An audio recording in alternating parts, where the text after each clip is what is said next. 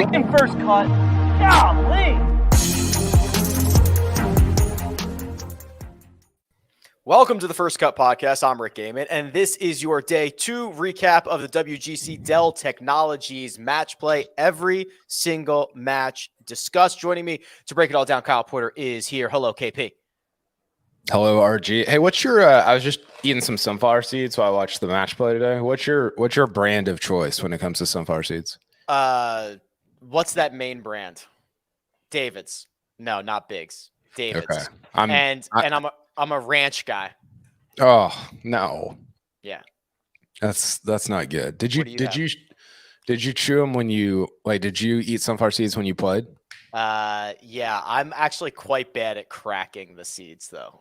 Like I was more of like a I'm not gonna say that. I wouldn't just crack it.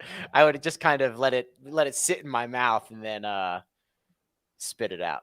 Oh, now I want to know what you weren't gonna say. I was gonna say I'm more of a suck and spit kind of guy, is what I was gonna say. That could get cut, and Right. that would be bad. But these are original, so I got them on the way home from Austin yesterday. But normally, and they didn't have them at the gas station that we stopped at. I kind of like the dill pickle. Dill pickle's good. I do like the dill pickle. That's a top 3. Yeah, they're. I just got introduced to them like a year ago or so, and I've been into them. Sunflower seeds are my go-to on road trips. How was your time in Houston or Austin? Yeah, my time in Houston was non-existent. My time in Austin was great. Have you been to match play? No, and I was so close to just like going last minute because I didn't know if we were ever going to get it again, but I've never been. Well, you and I are kind of texting about this offline, but it's really cool. I mean, the golf course is cool. The atmosphere is great. The players enjoy it. I mean, how many players did we hear this week say, God, I wish there was still match play. I wish there was still match play. They get, I don't know if this is actually true. They seem like they get so sick of 72 holes of stroke play, 72 holes of stroke play, 72 holes of stroke play. And it's like, just mix it up a little bit. And instead, we talked about this on Tuesday. Instead, it's going the other way, of more of that. And I don't know, you hear rumors and you read stuff. I don't know what the details are of why they're going away from it, but it's a bummer because the atmosphere was awesome. The only thing that sucked was the traffic. My kids got to come out on Wednesday. My wife and kids were out there. They got to meet some players. I mean, it's awesome. I mean, it's really cool in terms of the golf course, but also just the match play itself is really fun. I love it, and hopefully we can figure out a way to make it happen. All right, we will now engage rapid fire mode. And we will go let's just roll through these 32 matches recapped. Starting right now, out of the gate with group number 10, Tony Finau takes it to Adrian Meronk, 4-3, highlighted KP by the 5 consecutive birdies that he made from 9 to 13. Yeah, these are heavyweights. These are guys you do not want running downhill at you, right? That is correct. 2 of the bigger guys you could get in this. Tony Finau is running downhill on the golf course right now, so I'm excited to see him potentially get into the round of 16. Tony Finau 2-0. The other side of this group, Kurt Kitayama and Christian Bezuidenhout. Lots of back and forth action in this one. A give and take. When the dust settled, it was Kurt Kitayama winning 2-1. Yeah, Kurt Kitayama, he lost yesterday, right? He's 1-1. He is 1-1. I saw his caddy, Tim Tucker, at the hotel we were staying at, and I was like, "Hey, Tim, how do you like this golf course?" He's like, "The golf course is fine, but I really like it for Kurt." And he went out and showed why on Thursday. This is setting up a Group 10 heavyweight bout between Tony Finau and Kurt Kitayama. Finau getting half a point would advance him to the round of 16. Kitayama could also force a playoff. Also depends on what Adrian Meronk does to Christian Bezuidenhout. Could be a 3-2-1 golfers out of Group 10. Group 7, that's the Will Zalatoris group, though he will not be around for the group or for the elimination stage, KP, because he is 0-2 and he is eliminated. Harris English beats him handily, 5-3. Will Zalatoris did not win a hole today. Yeah, Zalatoris is not playing very well. Harris English, kind of a Ryder Cup dark horse, maybe. I mean, Harris English hadn't played all that well until just recently. Yeah, but we've also got 7 months till the Ryder Cup. For sure. So if we got major season. I'm intrigued by the rest of Harris English's year.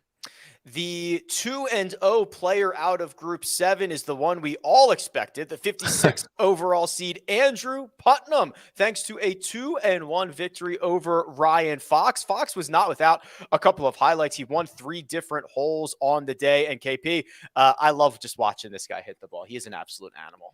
Do you think if you saw Andrew Putnam on the range, you could pick him out of a lineup? If I saw Andrew Putnam at a stall on the range where the sign said Putnam, I don't think I could have pick him out of that group. There's another Putnam, right? Yeah, Michael. Yeah, there you go. I did see him on the range, and I was like, who's? And then I saw the bag, and you're like, oh yeah, okay. Yeah, I mean, obviously played pretty well. Ryan Fox didn't play very well at all. Ryan Fox is another guy that I was like, I kind of saw him from behind. I was like, is that Ryan Palmer? And then it's just, not too pretty nondescript. Ryan Fox is like the 29th ranked player in the world right now. Yeah, no, it's crazy. He got a couple of wins, I think, on the European Tour. Not on the President's Cup team. No, snubbed, in fact. Group 15. Oh, this was one of the tighter matches of the day. Cameron Young and Corey Connors. They played their first 6 holes all square before Connors makes birdie on 7 to take a 1-up lead. Kyle, that 1-up lead held from 7 through 15. Cam Young wins 16. Cam Young wins 17.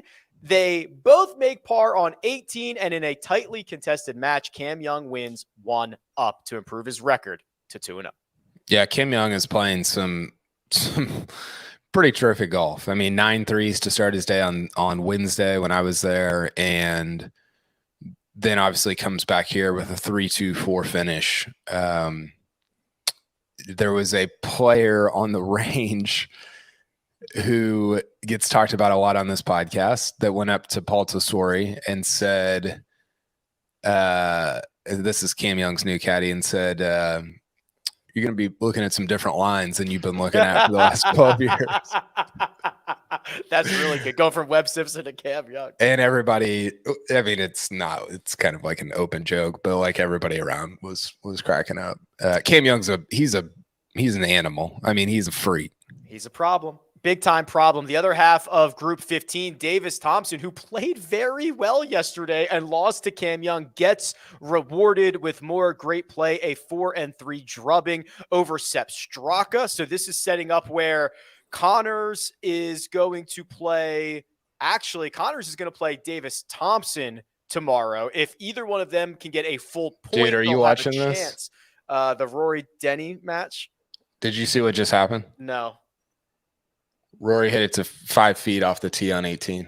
No. Oh, I just saw they zoomed in on it. Yeah. It's off the tee on it. That's like 370 yards, isn't it? Oh my gosh. I think he likes the new driver, by the way. I think he's coming around on it. Oh. And now Denny has to hit, and he's like, nah. I'm not sure I've got that gear.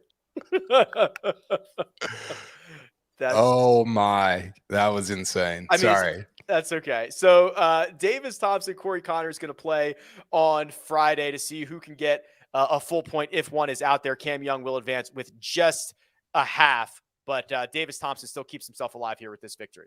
Yeah, this is interesting because it's very much a, we talk, it gets thrown around, but this is an example of how weird match play is, right? I mean, Davis Thompson's 1 under through 15 and he wins, 4 up. And then you go back to yesterday and you've got, who was it? Minwoo and Sahith. Yeah. And they're both like 7 under or whatever. And it goes to the last hole. It's just, it's kind of match play is just weird. Group 2, John Rahm salvages the day and keeps himself in this championship thanks to a 4-3 victory over Keith Mitchell. Keith Mitchell now eliminated with an 0-1-1 record. We saw a much better golf played by Jon Rahm today. The highlights were 9 through 13. He made 3 birdies and an eagle during that stretch. Yeah, sorry, I'm locked into this Rory drive right now. Okay. Rahm. I thought Wednesday was weird, Rick, because Rahm did not. He lost to Ricky, but the rhetoric around that match was it wasn't like Ricky was talking about how Rahm didn't play that well, but he made like 6 birdies. Did you hear Ricky say that? Yes. That was a little. I mean, I guess for Rahm, like you got to shoot 64 to be playing well. But did you find that odd? Yeah, I mean, the Ricky interview afterwards was like, I kind of stole one here. Was the way that he was framing that whole thing. Yeah, and they shot like a best ball 60 or something. Yeah, I don't know. It was. I don't know what the actual number was, but Rahm is still in this, right? Like he's very much alive because Ricky lost to Billy Horschel. That's right. Ricky did lose to Billy Horschel. 3-2 for Billy Ho, our 2021 champion. Billy was blemish free, 4 birdies, no bogeys. Fowler was a bit more all over the place. But what this is setting up for, KP, is a Jon Rahm Billy Horschel match in which Rahm said there will be few other matches with the electricity of us two. Billy Horschel controls his own destiny. A win would give him 2.5 points. That would down Rahm to 1 and 2. And then even if Ricky were to beat Keith Mitchell, he'd only get to 2 full points. So Billy Horschel in the driver's seat out of Group 2.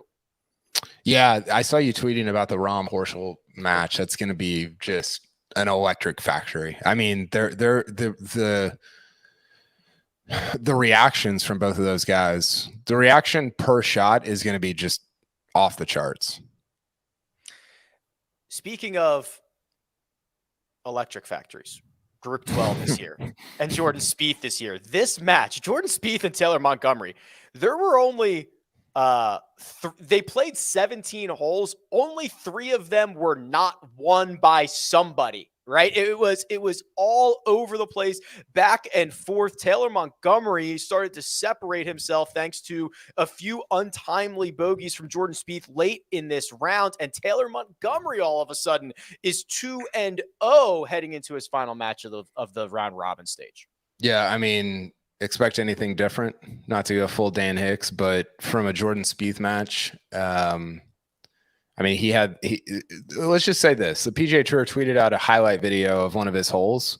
It was a 6-minute highlight video, and he made par. He made 3 on the 7th. He's absurd. I mean, it's just completely absurd. Taylor Montgomery being 2-0 is crazy, though. Yeah, it is. Mackenzie Hughes, the 50th seed, puts a beating on Shane Lowry. Mackenzie Hughes was 5 up after 7 holes, never really looked back, a 4-3 victory. So what this sets up, KP, is Taylor Montgomery will play Mackenzie Hughes. If Taylor Montgomery gets just a half a point, that would be good enough. And then there are some situations in which we could get a playoff if we could get a 3-way playoff, I suppose, if Hughes beats Montgomery and Spieth beats Lowry. They'd all be 2-1. Yeah, here's my question to you, Rick. Are we at all concerned about Shane Lowry right now? Kind of. He has not been nearly as good since he won. What did he win? BMW PGA Championship. He has not been good since then. That was the 54-hole event last year. Yeah, the one where we lost the Queen. Wow, I didn't know you were gonna. Yeah, that's why people are probably like, "What do you mean 54-hole?" That's the one. It was actually around my birthday because I remember being on my birthday thing. I remember. I think I wrote this in Normal Sport too, but just the idea that Taylor Gooch might miss the Masters because the Queen died. Yeah, seriously. Was like just the most absurd thing I've ever heard of. But no, Shane Lowry, Oh, Denny just hit a great shot too. This match, we should just live stream this match and like give our commentary. Shane Lowry, it's been surprising that he's been not that great, because last year he was really good, and it's a Ryder Cup year. I don't know what's going on with him right now. I believe they just conceded that to Rory. So Rory McIlroy 2-up winner over Denny McCarthy out of Group 3. We'll cover that whole group at the end, but that match is now over. So Rory hit one shot on 18. Yeah, so it looks like Denny just conceded that to him, and he picked up his mark. Yep. You got to putt that, don't you? 3 feet 9 inches? I thought I saw on the shot tracker. That's pretty sick. I would make him. I mean, Denny has to hit his putt to try to make birdie, and then you got to make Rory. That was bizarre, wasn't it? Although I guess it was just for Rory was already up though. Yeah, so he needed a 2-putt. Yeah, exactly. Okay. Group 5, Max Homa, who has not played poorly, but he has not played particularly well, is 2-0 out of Group 5. He survives match play specialist Kevin Kisner. Kisner now 0-2. So Homa setting up to control his own destiny against Hideki Matsuyama tomorrow. Yeah. So we've got.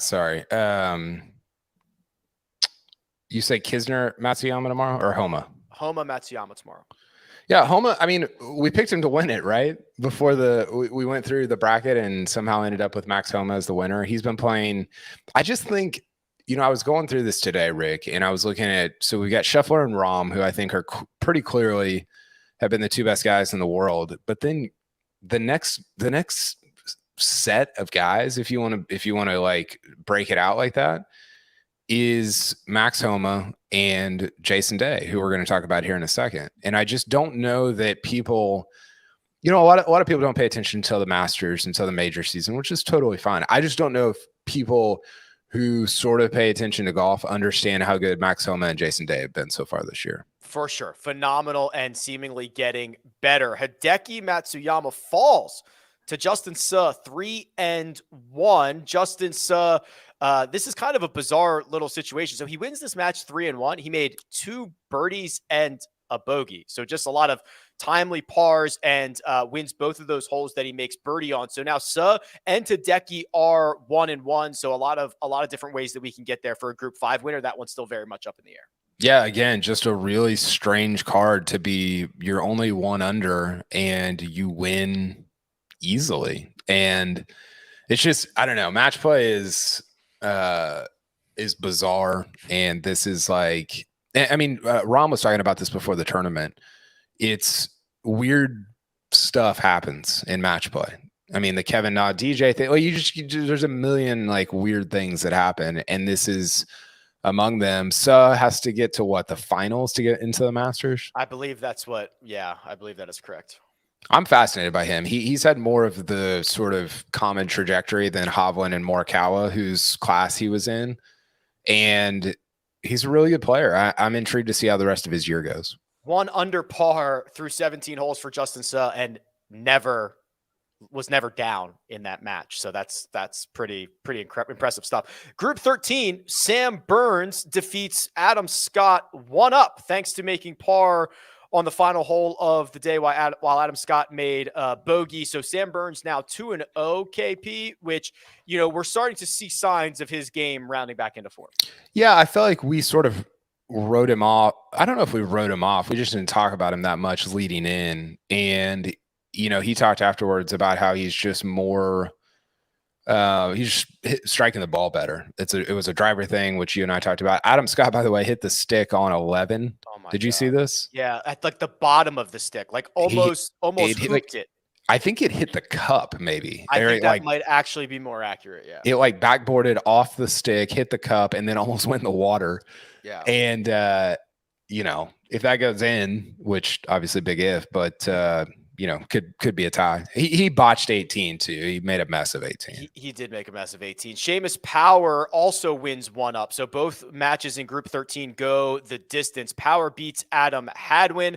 This eliminates Adam Hadwin, and Sam Burns only needs a half to get out of Group 13. Seamus Power still alive. Adam Scott still alive. So plenty to contend for out of Group 13.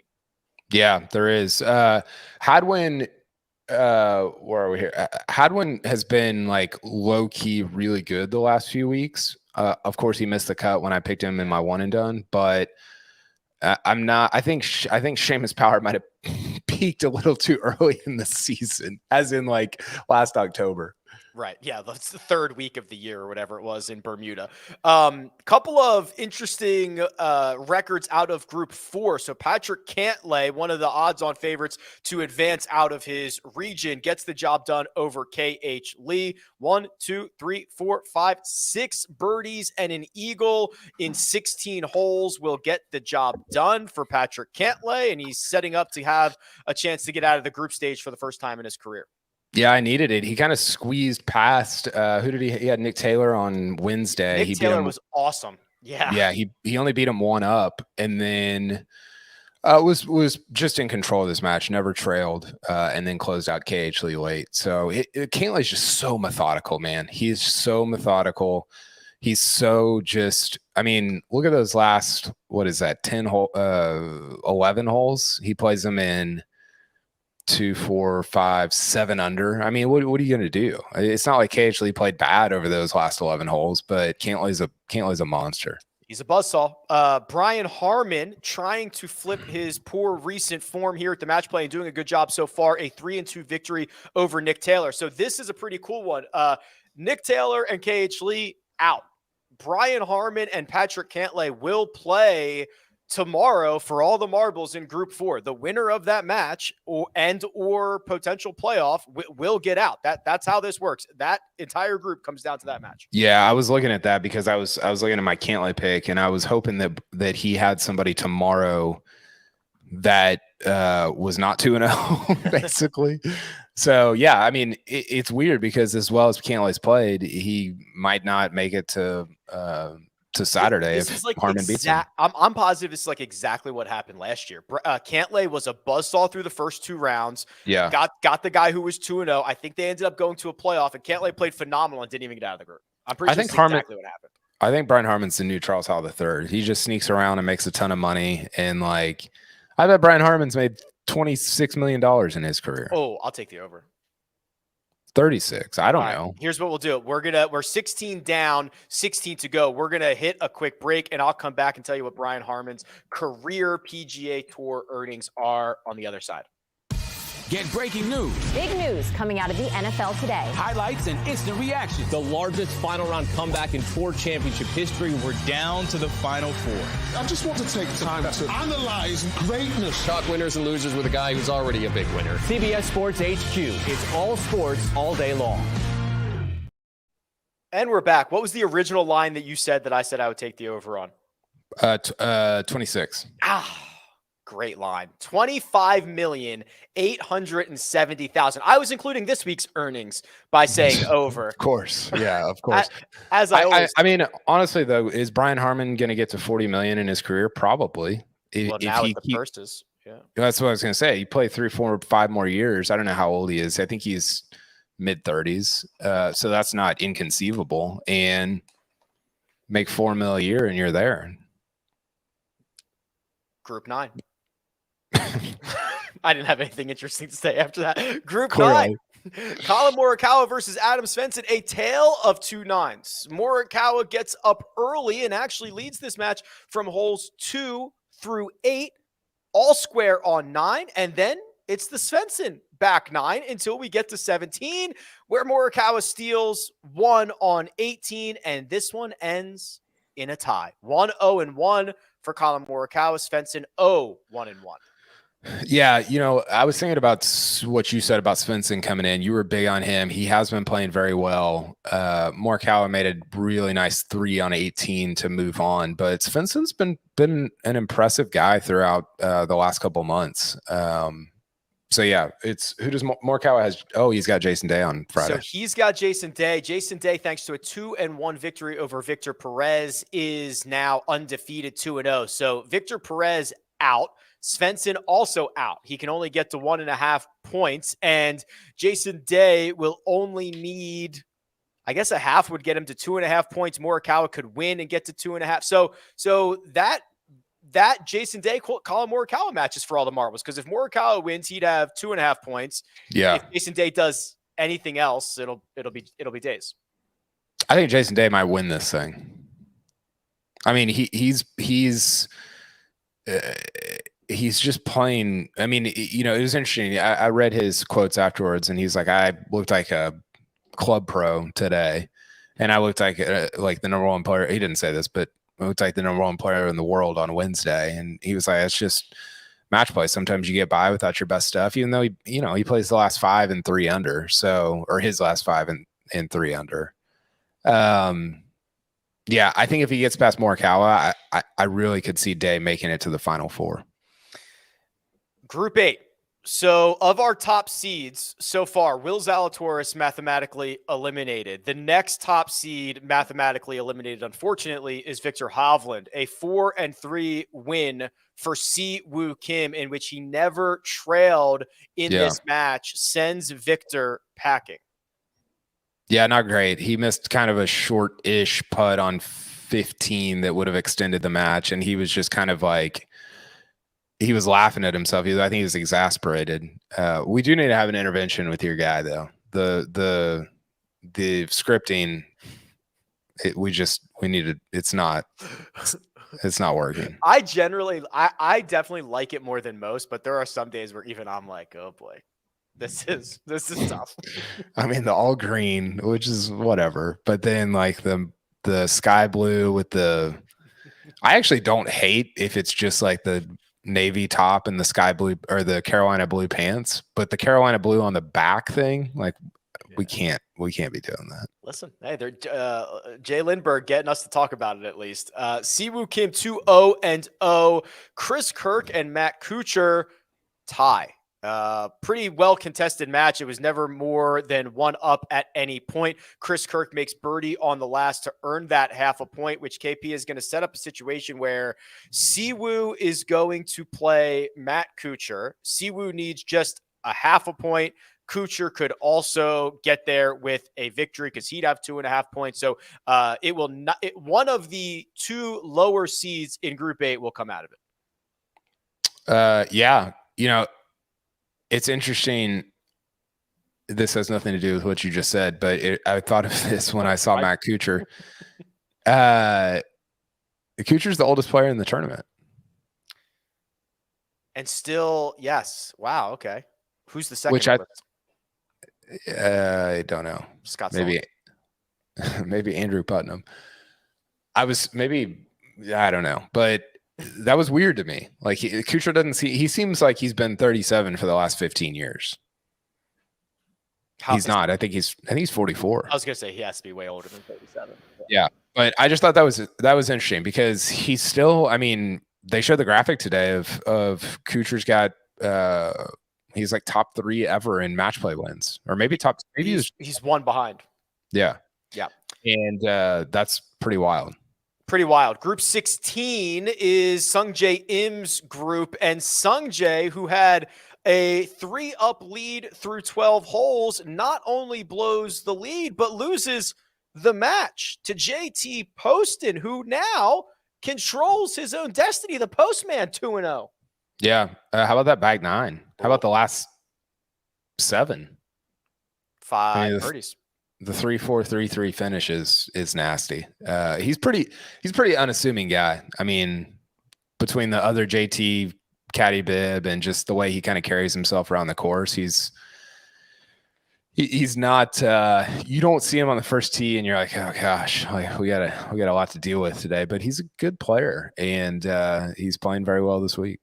Sets up well for him because the other half of Group 16 played to a tie. Tommy Fleetwood and Maverick McNeely closely contested the entire time. They basically shared 1-up leads at different points throughout this before getting a half a point for one another. So now we've got, let's see, Poston playing McNeely. A half a point will do the job. If McNeely beats Poston would still have 2 points. It would depend on what the other match does. So the only people that have a chance here are Sung Jae, but he needs help from McNeely, or Poston, who just needs a half a point. Yeah. McNeely's had a weird week, man. Yeah. Like, he's been all over the place. I can't remember. I mean, yesterday he made like 5 bogeys or something. And then today his score, I mean, he two doubles and an eagle. I mean, it's been kind of wild. It's crazy that he's still in it, right? If he wins? No, because he could only get to 1.5 points, and Poston's already at 2. Yeah, you're saying that you were saying that Fleetwood needs help from McNeely. Sung Jae needs help from McNeely. I'm lost. That's so okay. Sorry about that. You're fine. Yeah, McNeely's had a weird week. That was my only point. For sure there. Group number 1 is next. That is Scotty Scheffler's group, and he played like it. 3 straight birdies from 5 through 7, 4 straight birdies from 10 through 13. Scotty Scheffler gets an early day by drubbing Alex Noren 5 and 4. I mean, is Scheffler just going to win this again? Probably, yeah. He's unbelievable. I don't have any other commentary. It's really crazy because it's I mean, he's just, I don't know. We probably say this about 3 or 4 guys a year, but he's maintaining a level that doesn't seem sustainable, but he's making it sustainable, right? Yeah. It's nuts. I mean, Noren didn't, you can't just make 2 birdies over 14 holes and expect to be in it against the number 1 player in the world. But Scheffler's he's a machine right now. Alex Noren is out. The other 2 in Group 1 still technically alive. Tom Kim loses to Davis Riley. Riley essentially controlled that match throughout its entirety. Both of those golfers are 1-1, so it'll be a Tom Kim Scotty Scheffler match, which is cool. If Tom Kim wins, they will go to a playoff. Also will depend on if Davis Riley can beat Alex Noren.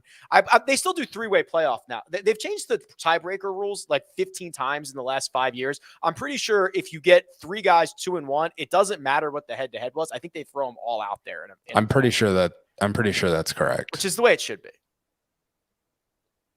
Yeah. I mean, I'm like 79% sure on that. I think they should just pull names out of a hat. Okay, they should just get They should get Max's cowboy hat and just draw names out of it. Tom Kim, Scotty Scheffler is going to be sick. Rub of the green. Tom Kim. He's gotten a little lost in the shuffle this year after last fall. He was so good in the fall and so fascinating at the President's Cup, and he's been like fine so far this year. He hasn't been amazing, but I mean, if he goes out and beats Scheffler and kind of makes a little run this weekend, then all of a sudden it's Tom Kim season again going into the majors. Group 11 has been very exciting and very interesting. After Min-Woo Lee and Sahith go nuts on Wednesday, Matt Fitzpatrick edges out Min-Woo 2-1. He never trailed in that match. So Fitzpatrick still alive here. We've got a Fitzy 1-1 record, a Min-Woo Lee 1-1 record, and a guy I'm going to talk about in a second with 2 wins. Yeah, this has been, I think it's been the most like activity out of a single group. Yeah. There's just been a lot going on. I mean, I said it earlier, but Min-Woo and Sahith shoot like a best ball 58 on Wednesday. I've been surprised at how solid Fitzpatrick has been, just because there were a lot of I mean, he hasn't been playing well, and he's been like kind of injured, kind of not. But he did play well today and made a ton of birdies against Min-Woo. The other half of that group is bad for my one and done, bad for my bracket, good for JJ Spawn. The 61 seed beats the crap out of Matt Fitzpatrick on Wednesday, beats the crap out of Sahith Tagala on Thursday. 5-4, was 6 up at one point through 10 holes. JJ Spawn playing little sleeper wild card guy here. Yeah, JJ Spawn hasn't seen the 16th hole yet. That's pretty good. Which is kind of sick. He has who does he has he'll get Min-Woo tomorrow. He'll get Min-Woo and Fitzpatrick and Sahith. Right. So there's a lot of outcomes here. So Spawn and Minwoo will play. If Minwoo wins that, they're both 2-1. Sahith and Fitzpatrick will play. Fitzpatrick could get to 2-1 as well with a victory. Sahith is out. Yeah, he's out. So you get. I get some guaranteed money. Yeah. What's the 17 through? Probably 60K. That's not good. No, This one's harder to pick than the players. So now I'm rooting for like Lucas Herbert to win the whole thing. Right. Somebody like that. We talk about how hard the players is to pick for one and done. This one's harder. Yeah, it's wild. It's wild. I mean, because you have to pick a top guy, or in your case, you don't. Yeah, you don't technically have to, but you kind of do. But then it's just the odds of them missing the weekend are so much higher than the odds of them missing the weekend at the Phoenix Open. For sure. Yes, absolutely. It's a nightmare. Xander Schauffele has a pretty good chance to get out of his group. A 2-1 victory over Aaron Wise. Lots of birdies on the card for Xander. 3 in a row from 4 through 6. 1 on 9, 11, 12, 16. So he is 2-0 and will get Tom Hoagie controlling his own destiny on Friday. Yeah, I watched some of Xander today. His swing looks so good right now. I mean, his swing is his swing. Like, it's always good. But he just looks so in control, so smooth. I think he could make a little run this weekend. He only needs a half a point. It'll come against Tom Hoagie, who lost 3-1 to Cam Davis. Davis played very well, especially on his second 9. He piled up 5 birdies over his last 6 or 7 holes or so. So again, we have that situation where Xander needs a half a point against Hoagie, who's 0-2, and then the 2 guys who are 1-1 will battle. So there's a couple of different outcomes, but Xander is certainly in the driver's seat. Yeah, he is. I thought, Hoagie's 0-2, right? You said that is correct. Yeah, he's been kind of disappointing this week. You know, as the what is he, the 23 seed? That is correct. I thought he'd play better. He's been playing pretty well coming in. The third and final top seed that has already been eliminated is here in Group 14. His name, Terrell Hatton. Pretty big surprise here, KP, because he was playing beautifully coming in. A lot of people picked him to win this golf tournament. He will not do that because Lucas Herbert edges him out 2-1, and it's Herbs and Spices, who is 2-0-0. Well, I saw something. Maybe Greg said it on our pre-tournament pod, but just the idea that Herbert could get into the Masters having played his last 4 stroke play rounds in like 40 over or something. Yeah. I mean, it would be outrageous. But is there any injury concern with Hatton? I saw the wrist thing on Wednesday. That was weird, right? Yeah, he's on the range and he's like shaking his hand out pretty vigorously before he tees off on Wednesday. I don't know. I haven't heard or seen anything else other than that same thing that everybody saw. Yeah, I'm surprised. He had just been playing such great golf coming in and seemed like a pretty good setup for him, and he hadn't had it this week. Ben Griffin will be Lucas Herbert's opponent on Friday. He was smacked around by Russell Henley, 5-4. Henley makes 6 birdies over the course of 14 holes and never let Ben Griffin lead this match. No, he didn't. Henley's hitting the ball well. I mean, he's one of those guys. We talk about him a lot, just as guys that he's like in the Brendan Steele camp of just how does this guy not contend more with the way he hits it? And he did that on Thursday against Ben Griffin. It'll be Henley and Hatton. Henley's still alive. Herbert and Griffin, those two obviously still alive, but Herbert just needs half a point. Finally, group number 3. You don't want to play Keegan Bradley in match play. He might get in your face if you talk to his caddy. He might beat you. Who knows what's going to happen? But what I do know is he is going to beat up on Scott Stallings like he did on Thursday. 6-5. Keegan was absolutely rolling, improves his record to 1-0-1. Yeah, he had such a weird Austin Country Club record coming into today, right? Like See that? Yeah. he had never won. He had Or you never don't. gotten out of his group, but every single one of his matches went to the last hole or something like Yeah, that. it is so strange. It was such a weird deal. Keegan and Rory could be a little spicy on Friday. Well, that's what we're setting up for. Keegan Bradley and Rory McIlroy on Friday, essentially for the group, because Rory McIlroy, as we kind of described in real time, wins two up over Denny McCarthy. But I'll tell you what, he had his hands full because Denny was 3 up through 6. Rory was able to claw it back, and then a couple of late wins to steal this thing away. Yeah, I mean, I think it's interesting. I haven't seen Rory's numbers today, but his numbers on Wednesday compared to what he was doing coming in were just, he just hit the ball better, putted it a little bit better. I think that there is a little bit of momentum going into the Masters. Not that I don't know that there needs to be, but it seems like he's playing with more confidence. I mean, the shot he hits on 18 to 375 yards to 4 feet that's sick. Denny did play well though. We had Denny coming out of that group, didn't we? I'll tell you what, man, he's played pretty darn great this week. He went toe to toe with Rory McIlroy, and he was like 5 up to Keegan at one point. He probably should have won that one yesterday. Keegan stole a half a point. Denny being 0-1-1 is simultaneously impressive and disappointing. Yeah.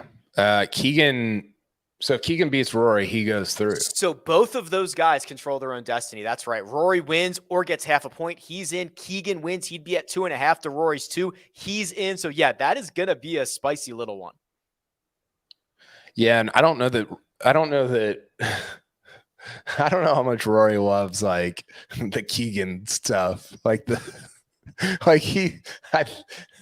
think he doesn't really like, I don't know. I don't know who would love it, but I definitely don't know if Rory does.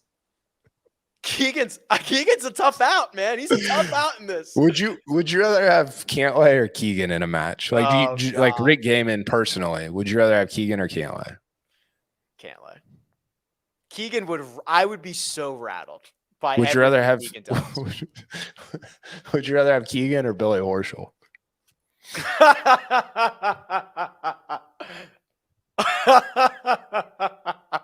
Oh God, I would rather have Keegan. Billy, I don't think I could do Billy. I mean, both of those guys, it's like I think I would pick, I don't know who is a faster player out of those two. Probably Horschel. This like doing all that stuff and being slow would be exhausting. I can't watch Billy sneak up on his putts for however many holes it takes for him to beat me. I can't. Well, he would be quick. It would be like 9 or 10. It would be 10 or 11 holes, but yeah, it would be a tough scene. Couple notables, as I mentioned, the top seeds who are already out: Terrell Hatton, Victor Hovland, and Will Zalatoris. There's also not a single group where all 4 guys are 1-1, which is a little interesting. But yeah, a lot of action tomorrow. Anything else? This year, well, I was just going to end with this. This year has been I'm always a little bit disappointed by match play, and I've maybe it's just because it's the last year. I've never been more into it than I have this year. It's just been like really, I'm just really interested by it. I think maybe I understand match play better now than I did when I first started covering the sport, and it's just a fascinating way to play golf, and I think it leads to some really interesting matches, outcomes, interesting stuff. Like if we played match play all the time on the PGA Tour, every day would be more interesting than it is right now. I'm not saying that's what we should do, but it does lead to more interesting. Like Spieth becomes more Spiethian, and Rory hits more Rory-like shot. You know, it almost enhances what everybody does, which I think is really intriguing. Lots of potential outcomes for Friday, and guess what? We'll be back to break them all down. Big thanks to producer Josh, who does all the hard work behind the scenes. Kyle Porter, available on Twitter at Kyle Porter CBS, and you can find me at Rick Run Good. This has been The First Cut. We'll catch you next time.